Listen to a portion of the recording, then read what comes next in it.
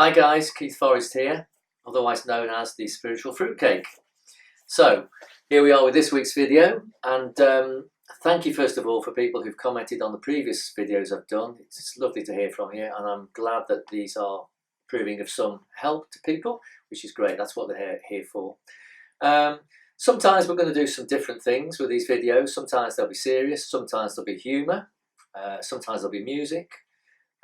And anything else that occurs to me. And of course, if you want me to give my thoughts on any particular matter or of spirituality or anything else, just let me know and we'll see what we can come up with. So this week's topic is going to be protest and my take on that. So if we go back to the 1960s, John Lennon sang in the Beatles song Revolution, "We all want to change the world." And here we are in 2019, and I would say that the vast majority of us still want to change the world. It hasn't changed in the way that people wanted it to in the 1960s or indeed since. And if you look around the world, there's a great deal of unhappiness. There are all sorts of protests going on, climate change, equality, human rights, the Brexit stuff in this country, all kinds of protest marches going on, and people venting their frustration with the current establishment. Now, the last thing I would want to do is to criticise anybody who's out there protesting and wanting to make a change and improve the world. People are to be applauded for wanting to do that. So that's great. However, the reality is that by protesting against something, we're actually helping to reinforce it. What do I mean by that? Well, let me explain. This takes us back to the stuff I've talked about previously. Whatever you focus on in your mind, the universe is wired up to give you more of. So if you're going out protesting about how awful your leader is, or how bad things are in the world, or how unfair things are and life is, you're focusing on those negative things. And the universe will take that thought and send it back to you.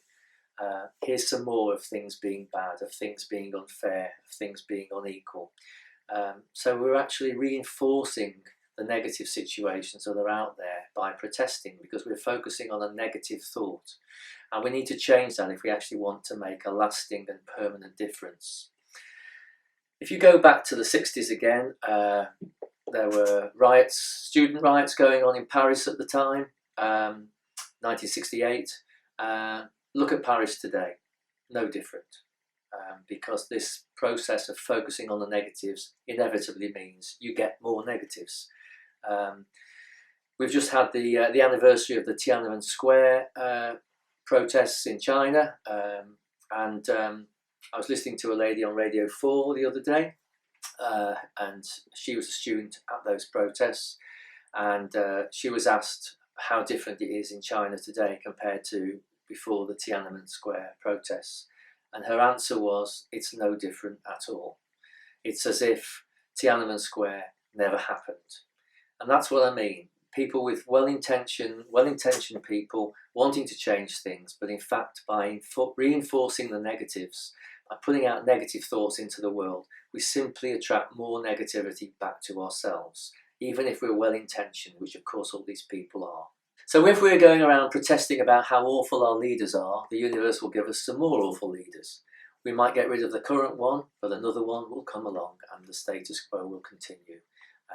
You don't need me to spell out the current leadership challenge situation in the Conservative Party here, for instance. It will just bring more of the same. So what do we do about this? Are we doomed to continue to have more of the same, or can we actually change the world and make a difference? Well, absolutely yes, we can. It's just that we have to be careful with what thoughts we're putting out with our minds and with our collective mind, which is very, very powerful. So the next time one of the world leaders puts out a tweet that's slightly off the mark, instead of us being critical and laughing or throwing our hands up in despair saying, you know, it's all a pantomime, well, it is all a pantomime, so don't take it too seriously. What we should be doing, instead of being negative about it, is actually trying to turn it into a positive. So instead of thinking, get rid of him or her, instead we should be thinking, please send some help to this person so that they can start to make the right decisions which will move the planet forward, which will help humanity, which will actually change the planet, change the world into a better place. That's a positive thought that we're putting out.